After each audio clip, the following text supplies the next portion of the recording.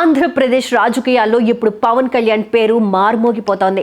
Deputy CM కుర్చీ ఎక్కిన తరువాత కూడా ఈయనకు అభిమాన ఫాలోయింగ్ అస్సలు తగ్గలేదు, మరింతగా పెరిగిపోతోంది. రాజకీయాల్లోనే కాదు, సినిమాల్లోనూ రారాజుగా నిలిచిన పవన్ కళ్యాణ్ ఎన్ని సినిమాలు చేశారో అంతటి రికార్డులు కూడా సృష్టించారు.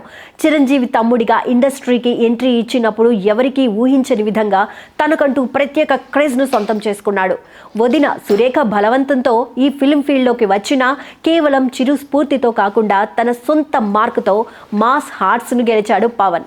తన మార్క్ ఫైట్స్, తన స్టైల్ డాన్స్, తనదైన డైలాగ్ డెలివరీ ఇవన్నీ కలిపి పవన్ కళ్యాణ్కి పవర్ స్టార్ ట్యాగ్ని అందుకునేలా చేశాయి.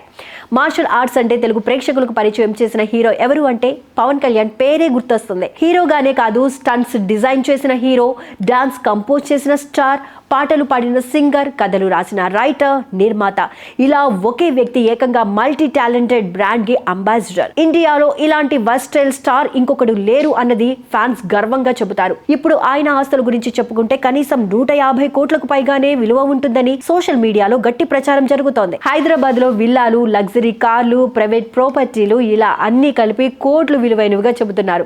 ఇక సినిమాకు ఆయన తీసుకునే రెమ్యూనరేషన్ గురించి ఫిల్మ్ నగర్ లో ఎప్పుడూ చర్చే.